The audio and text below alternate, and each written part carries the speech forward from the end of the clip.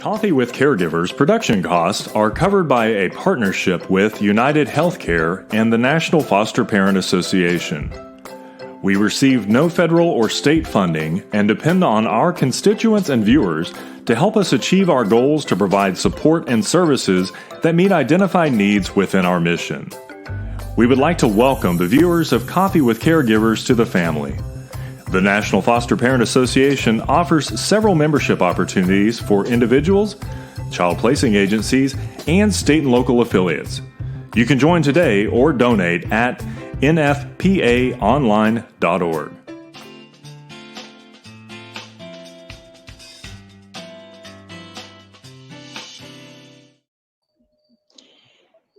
Good morning, everybody. Welcome to Coffee with Caregivers. It's a really nice day here in Central Texas. I hope it's a good day for you as well.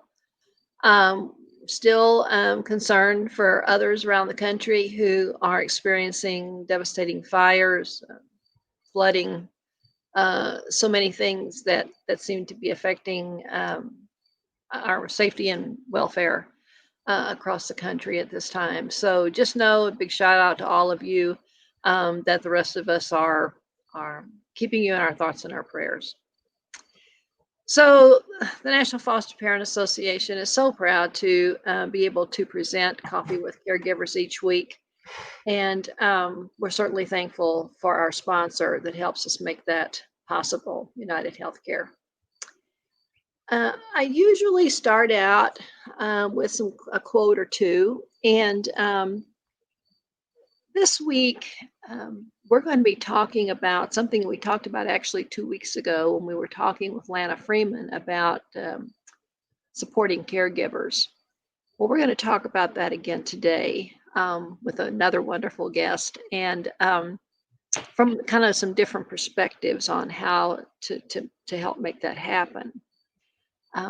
So when I was looking for some quotes to kind of work in with that theme of our topic, I found several that I've had for years that I really like, that serve me well and provide inspiration to me over a period of time when I've needed it. So one is, again, no author on this one either. I always hate that. No idols, no heroes, just pure inner strength. Failure is not in my vocabulary. Quitting is not an option.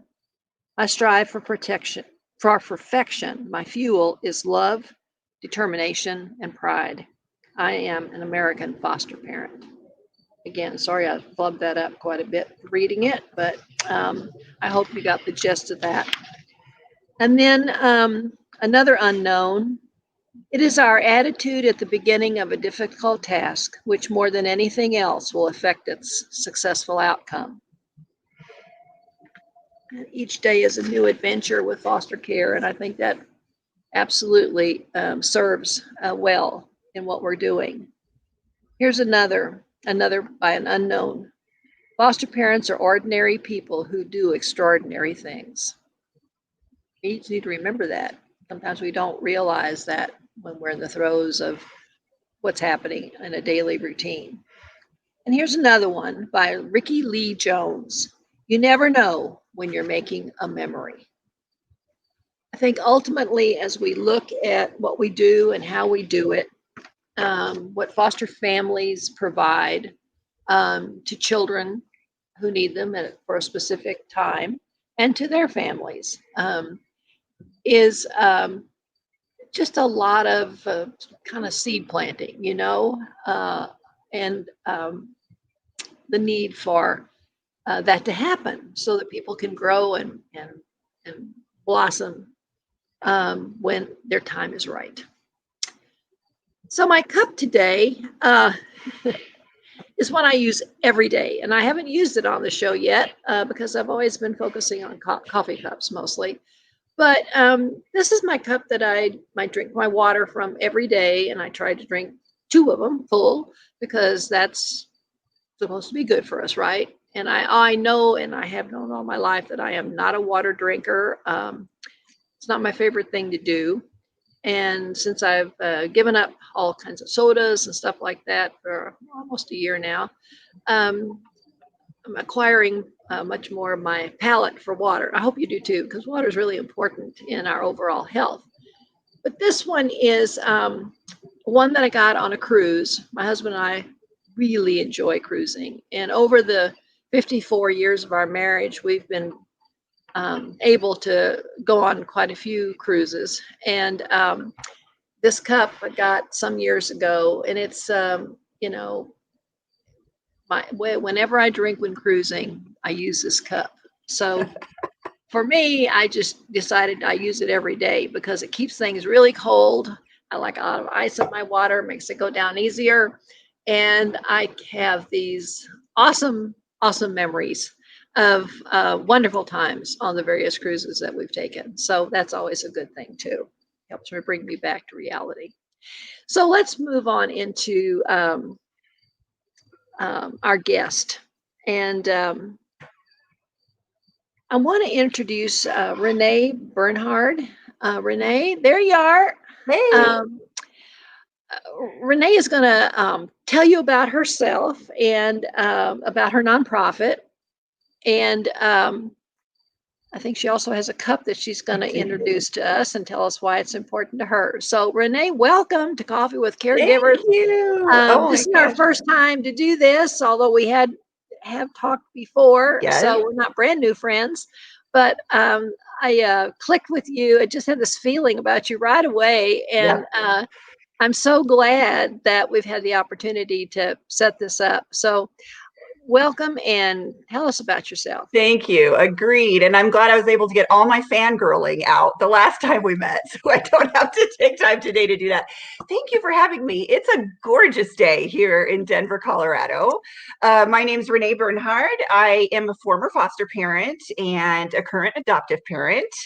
And my husband and I, when we stopped fostering, formed a nonprofit called Foster Source to really focus on the foster parent. And really just pour services into the foster parent, because we both know that when we support and nourish our foster parents, they foster better and they foster longer. So that's what we do with Foster Source. But before I tell you a little bit more, I will show you my mug. And I almost got my water mug today. That is the same shape as yours. It's black. I was like, oh, I couldn't decide. But I ended up bringing one of my mom mugs that I just love. That's my husband and our two bio kids. And that was actually before we started fostering. And then there's our little doll baby that he was our first placement. He came to us at 28 days old after we had said ages 11 and under, right? And after we had said, so our bio kids at the time were 12 and 5. We had no plans to adopt. We really, our call to fostering was really just like, if you're able to help, you should help. Like, everybody should help. So we thought we could do this. We have the room and we have a great family. So the day we were certified, they said, should we put you on the list? And I said, yes, but one, and we're setting ourselves up for success here. Give me one and make it an easy one. And they said, well, usually we pull groups, we'll pull all the kids. So it'll be a few months probably before we get a single. And we said, that's great. No problem. Put us on the list. Like I said, that was at noon. And by 3:30 that afternoon, this 28-day-old doll was in our home. And within about 24 hours, our idea of fostering only was out the window. We knew how important reunification was, and definitely worked really hard towards that, and ended up later in the case really having a warm and very special relationship with birth mom, one that I wish we would have had from the start. But yeah, that was kind of our jump into fostering. And that picture of him is actually, we went to the Wisconsin Dells for a vacation, and we were really lucky while we were fostering that the GAL and the judges often approved that the kids could travel with us, and we wouldn't have traveled so much had they not agreed to that. So that was always super fun for us and for the kids. But Brian and I, when we were fostering, we felt like we're not real good at this. We thought we were decent parents. We had raised 2 children, right? And Join the club, right? And then suddenly something felt really off. And for some reason, we just, like, your family, your friends, they're so well-intentioned, but nobody really gets it except another foster parent. So we just put on our Facebook neighborhood group, hey, are there any foster parents out there? And it turned out there were about 20 of us in our neighborhood. So we started meeting at our home. Once a month, the kids played downstairs. We hired a sitter. The county approved it, and just talking. We would laugh, we would cry, and soon we realized that we felt more filled up after that than we did after a training that we would take at the county. So that was our first aha, that how important connection is for foster parents.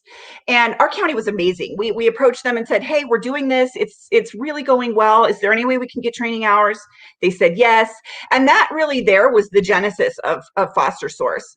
So it kind of started out as, support groups and trainings, but we're 4 years in, and it has really blossomed into this beautiful statewide community of foster parents in Colorado. We do tons of training. We prefer in person, obviously, but right now we're doing virtual in our online classroom. When we met in person, we loved it because we always did free childcare, which is, rare in foster care. It's really important. Right. And I tell you, as a nonprofit, the hardest volunteer to retain, I am not going to lie.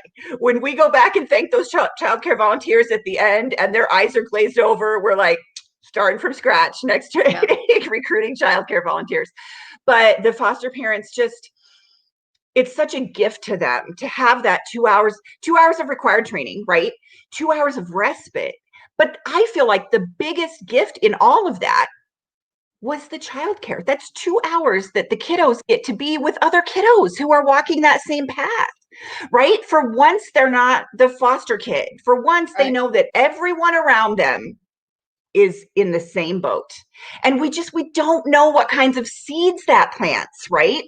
When a child sees maybe an older child laughing, enjoying the day, having fun, who then might think, oh, maybe I'm going to be okay as well. So that's how we started. But then it quickly led into our panels, which are really what we are super, super proud of. We do elected officials panels, we do judicial panels, and we do foster care alumni panels. So for elected officials, we just ask some of our local senators and House members if they'll come and speak. And really, the first time we did it, we spent the whole 2 hours of just having the foster parents introduce themselves. And the lawmakers, their jaws were on the floor just hearing these stories. People don't really understand what foster parenting is. True. And one of our senators, Senator Moreno, actually left that day and wrote a bill. So we thought, listen, we're onto something here. So we talked to foster parents, and they said, we want to hear from the judges.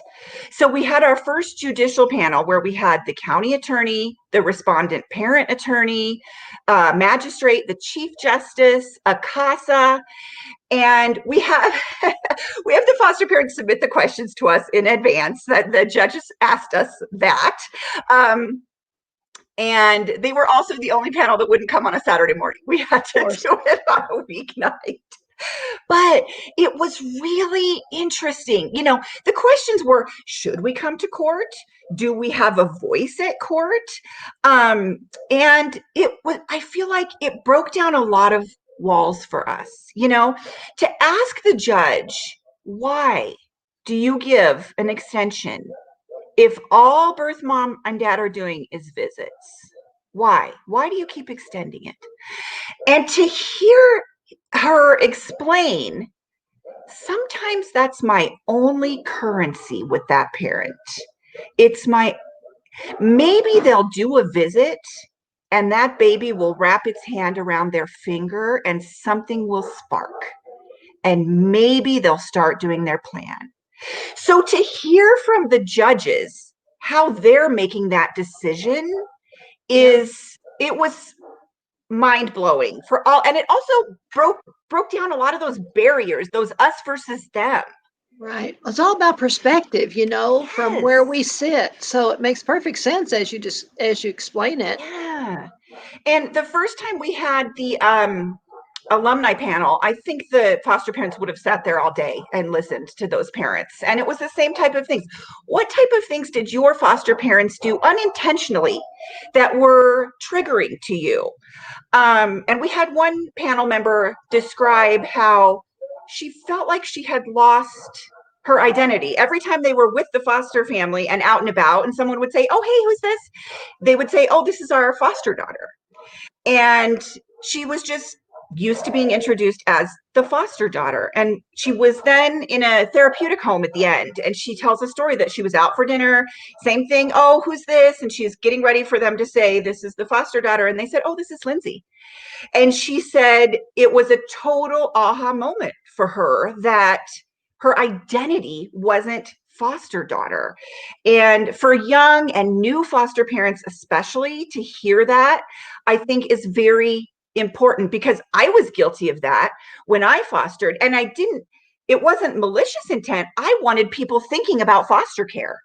I wanted them to see that even a hot mess family like us can foster, Right. so you can too. But to hear what that does from the child's perspective was really eye-opening. Well, you know, we've talked occasionally on this program, and certainly in other some op-ed pieces we've done on the Chronicle of Social Change, now called the Imprint, and some certainly in our conferences on how words matter.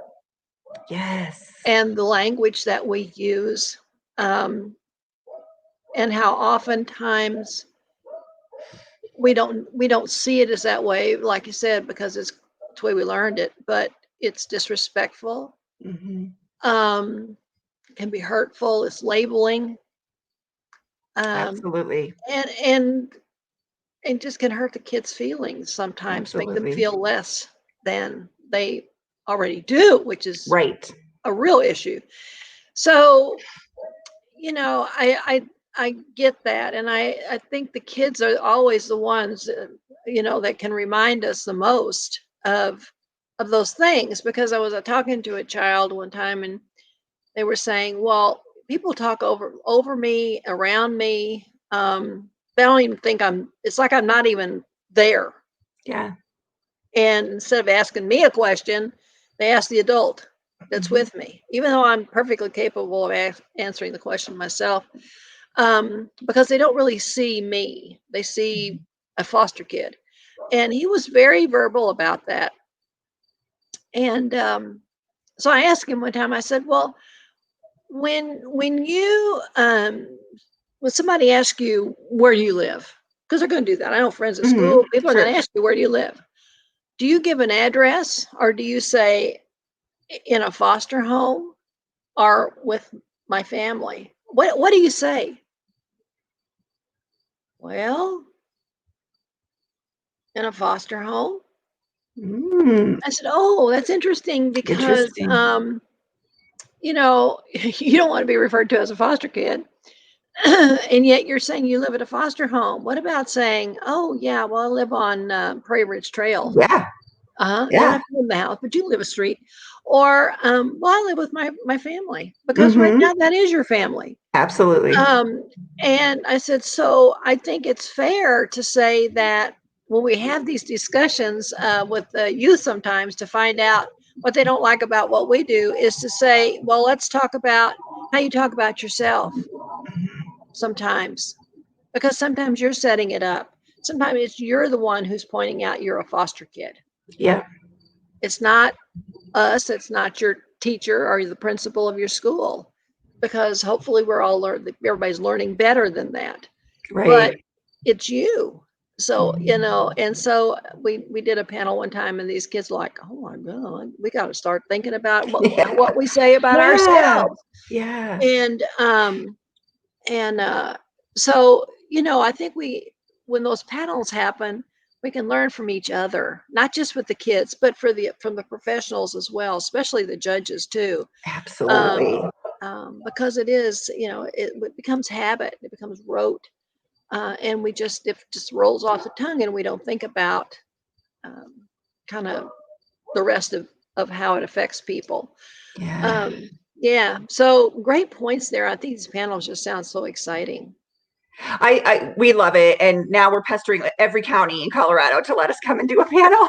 And Colorado is amazing. We serve statewide. We work with all the counties. We work with the state. We work with the CPAs, and they all are just super supportive. So it's awesome. So that's one wing of what we do at Foster Source. We also do relief services, which is, my child needs a weighted blanket. We need a bunk bed. We need mattresses, things like that. And then we do what we call therapeutic services. And these are kind of new and due to COVID.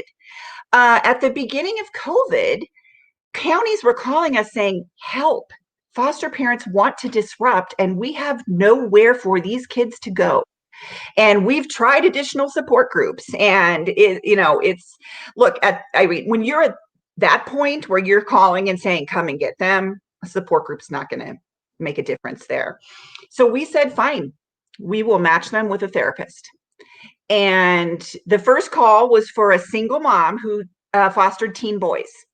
And we matched her with a therapist, also had to be virtual, but she is thriving. That placement was maintained and she is thriving. And I thought, wait a minute, without this, what we would have had? Another transfer for the child, probably would have lost her as a foster parent. So now we're recruiting again. When all it took was a small investment in her mental health. So we started offering this, and honestly, we haven't really promoted it because I know as soon as I do, I'm going to be flooded, and I'm excited for that. I'd just like to secure the funding first. Yeah, that's what my first thing that popped in my mind. Well, where do you get the funds for that? So how do you? I mean, so actually, over half of our funding, over 50% of our funding comes from current and former foster parents who say, we want today's foster parents to have it better than we had. We're young, right? We're only 4 years in. This is our first year actually kind of dabbling in some grants and having some government support. And it's exciting. We're growing very, very quickly. And I know that we will get funding to really expand this program statewide. And when we talked earlier, I told you, right now, look, the goal right now is Band-Aids, right? Who's about to disrupt and get a match? We've got about 15 families right now seeing a therapist sponsored by us. The goal, obviously, is let's get this in place. Day one, first placement. This is going to be your mental health specialist. Because I'm super, super passionate about retention.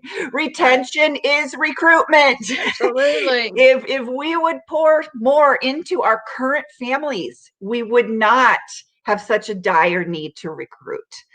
Well, I agree 100%. I've always said, we need tenured foster families who have fostered and added multiple children over time to their families, because with each child who joined our family, I became a much better person. Yes. And I had developed great new skills with each one because each one is different, but I also developed some wisdom. And wisdom comes with time and experience. And we don't have very many of those wise foster families left in this country because they're You're right. 50% are leaving in the first year, another 25% the next year. Devastating. And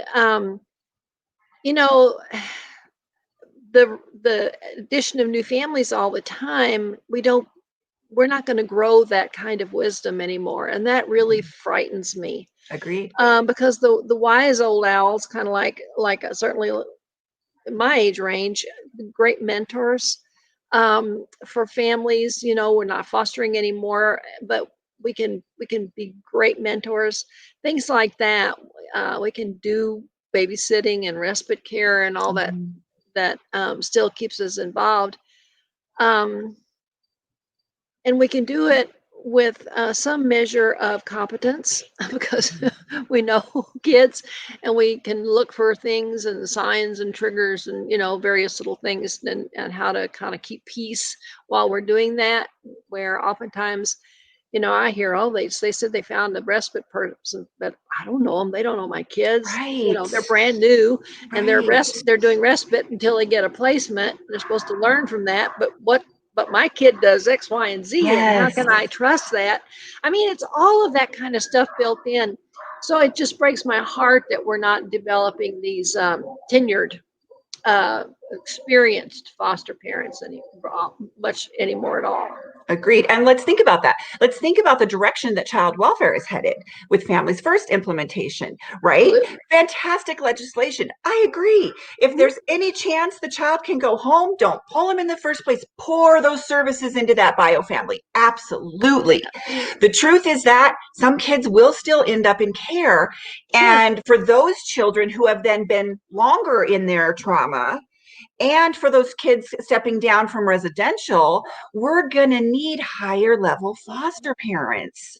So it just, look, we're preaching to the converted, right? So yeah, well, that's exactly the conversation I had with Associate Commissioner Milner at the Children's Bureau, actually a couple of times last year, when we were really studying Family First Act and all the components and figuring out how does the National Foster Parent Association work with this and to promote the tenets of the legislation and to encourage the families to work with these biological families and things, and because there are some that they're scared to do that, or their motivation is totally adoption. Yeah. And so they don't, once they've attached, just like you did in 24 hours with yours, Right. it's like, I don't think I want to work with them because I don't want that to be successful.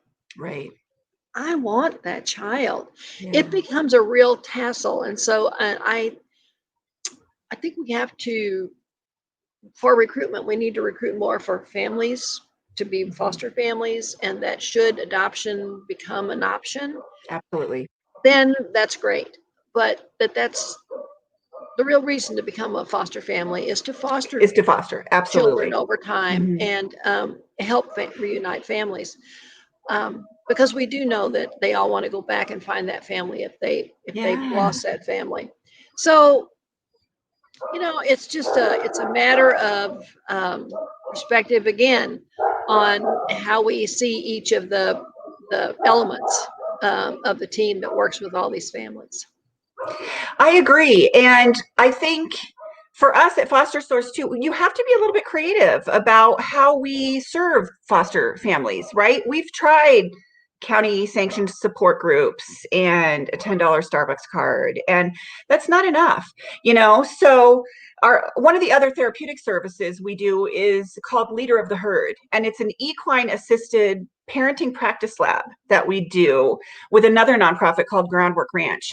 And it's so challenging to get funding because when people first hear it, they say, oh, foster parents riding horses in a meadow, right? And that's not what it is. There's actually no riding involved. Horses as prey animals are always on high alert for their own safety, which we know is exactly like our children from trauma. That's right. So you go and spend a day, and it's hard. They have you try to do an obstacle course with a horse, and you can't just pull them. Irene, you can't just pull the horse. It won't come. Right. It's just like the child. Your perspective changes completely. It changes the way you parent. And when that happens and you parent the child more appropriately, the child heals sooner. It's just it's a wave, right? It's the ripple effect for generations. Because, again, applying for funding, I'm like, you don't understand. Yes, it serves these kids right now, but it will also serve every other child that comes into that foster family. Absolutely. So, absolutely. Yeah. Yeah, well, I'm a real believer in equine therapy anyway, because I am my kids used it. And I never actually did any of it myself, but I had a bad experience with a horse one time, and so it pulled over on top of me, and I was almost deader than a doornail. But after that, I was like, yeah, I'm riding that horse out of this Right? mountain. Somebody else give me your horse. So it kind of ruined that piece of it for me. But I know it was so good for some of our kids, and they learn to trust a big animal, I mean, they have to learn to trust somewhere. And if you come to trust this big animal, then maybe I can trust a family dog or whatever. And then I can trust people as well. So I get that. But I think that your perspective and your take on that the parents are getting, I hadn't really thought about it that way before, about what they can learn Yes. themselves. That is, I think that's Yes. exciting. If nothing else comes out of this show, Renee, that needs to spread across this country. Absolutely. Absolutely. That, I It mean, if shows, that's the nugget that people take, run yeah. with it, people, run with it. Yeah. So of course you learn different parenting things and ways to help and approach children differently, but it also shows you what shows up from your past traumas that is affecting your parenting. And really, it's not a huge thing to not heal that, but manage that, because the point really is recognizing it, Mhm. right? And then thinking about your reaction. And it makes a huge, huge difference. It's wonderful. Well, the whole piece of being able to provide mental health services to the adults in the family is unique, rarely done. Yeah. I know when I was working for a really large child placing agency in Texas, and we'd had quite a few families around the state. We were statewide that were considered primary medical families. So the kids that they took were really, really fragile, and many of them, not expected to have a life expectancy beyond just a few months to a few years. And what we saw oftentimes, these kids lasted way longer. I mean, they were being loved and nurtured Yeah. and petted on and talked to and respected, and that made life worth living. But when the end would come, and these families just would be devastated, and they usually had some of their own kids too, and then they said, I don't think we do this again. My kid, we had a child. We took one child that way. And when he passed away, my kids begged, don't do that again to us, Mama. We Yeah. can't do that again. And we didn't, because we didn't get any help. Mm-hmm. But in my role as the vice president over foster care for this agency, I said, we have got to do something for these families. We can't just take them a potluck dinner afterwards, right? I mean, we were doing those kinds of things. Our staff and other foster parents were pitching in and helping out and doing things like that. I mean, going to do some laundry one day or whatever. Right.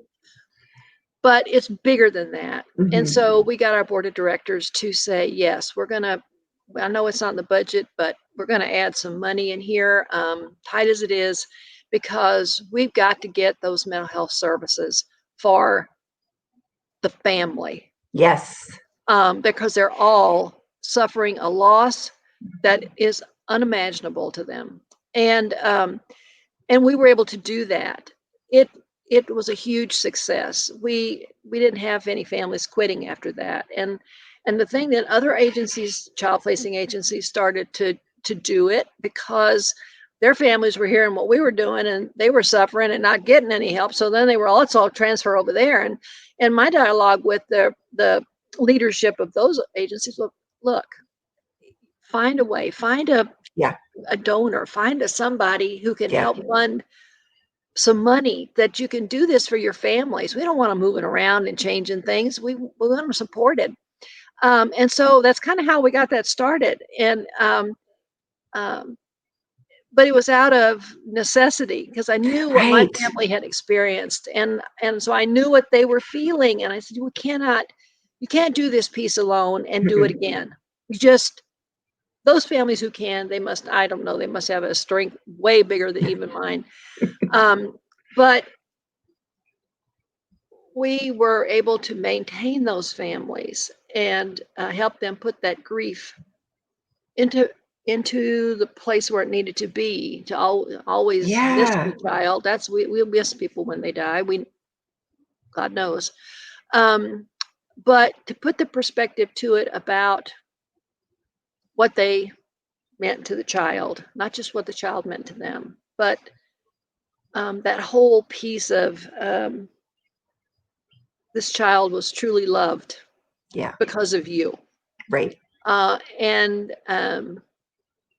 is where this child needs to be, sitting on Jesus's lap, depending on their faith beliefs. But it was a beautiful thing. And again, it just came out of desperation, basically. Yeah. How do we help Yeah. the families move through this in a successful way, instead of acting like, two days of potlucks and Right. a day of doing laundry and folding it is going to make it all better. It doesn't work that way. Mm-mm. So proud of y'all for Thank you. the thoughtfulness that you're putting into the services that you are providing. Well, and I think having been a foster parent makes a difference. And the other thing is we ask the foster parents, right? We don't tell them I always say every day that I direct Foster Source is one day further from when I was a foster parent. So don't listen to me. I don't know. I'm asking the foster Exactly. parents what would make a difference. And they're telling us.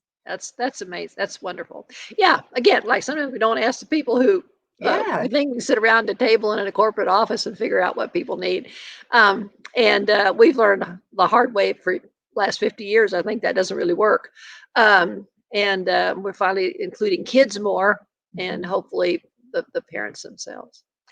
Well, Renee, I hate to tell you this, but our time is drawing to a close. And maybe we can entice you back for another episode sometime in the new year. That would be wonderful. Sure. If I you're love open it. to that. Okay. Well, we have a little cartoon to kind of end the show with, and this is another COVID-related one because we're still in the middle of that. But this is a first grade Zoom class. Here in Texas, many of our schools did go back to the classroom this past week or the week before. And we have like 1,054 school districts in Texas. Can you believe that? Wow. And they're all doing it different based on the basic Yep. guidelines that the state's given them, but their timing is different. So I don't know what it's like in all the other states, but this is from a teacher's perspective, but I thought it was kind of appropriate because I showed it to my daughter, one of my daughter-in-laws, and she said, God, that's the way the kids are at home. She's got 4 Yeah. in school. So the teacher says, does anyone have any questions about math? The kids are all just sitting there, and here's they come. My tooth is loose. We're getting a puppy. Butterflies can reach 100 meters into the air. My mom hates e-learning. I had 2 apples for breakfast. Pikachu is an electric type Pokemon. I mean, nothing to do with math because that's not where they're going to talk about those things that interest them. And my daughter was like, that's exactly what I'm experiencing. It's nothing to do. And I'm sitting here listening to them as they're responding to the teacher, and they're telling her stuff like that has nothing to do with what she was asking. But it's building rapport, it's building relationship, especially this early on. So I thought that was just a cute one that we wanted to share with everybody today. So Renee, any last words for our audience before we close? Well, I'm just so grateful to have had this opportunity. Thank you for hosting us. Foster parents, you rock. You do hard things. Keep it up. Of the quotes that you said at the beginning, the one I loved was the one about it just takes an ordinary person, right? Because that's all we are, is just ordinary people doing really hard things. Right. And you are valued and appreciated, foster parents. Keep hanging in there. Absolutely. Don't give up. Don't give up if you can't. I mean, sometimes there's a reason for it. But I had to learn for myself too many times that just being completely wore out myself wasn't a good enough reason to disrupt the child's life. Yeah. So it was on me. I had to figure out how to fix me. Yeah. Because the child didn't deserve disruption, because I hadn't figured out how to fix me. Yeah. Yeah. And I think that's what you're doing with your mental health program. That's what we're trying. For sure. Absolutely. For sure. Absolutely. It's awesome. It's just awesome. I'm so excited for y'all. Thank you. Okay, so another episode of Coffee with Caregivers is done, and just my parting words of staying safe and healthy. Amen. This episode is brought to you in partnership with our friends at United Healthcare. For more information about United Healthcare, please visit www.uhc.com.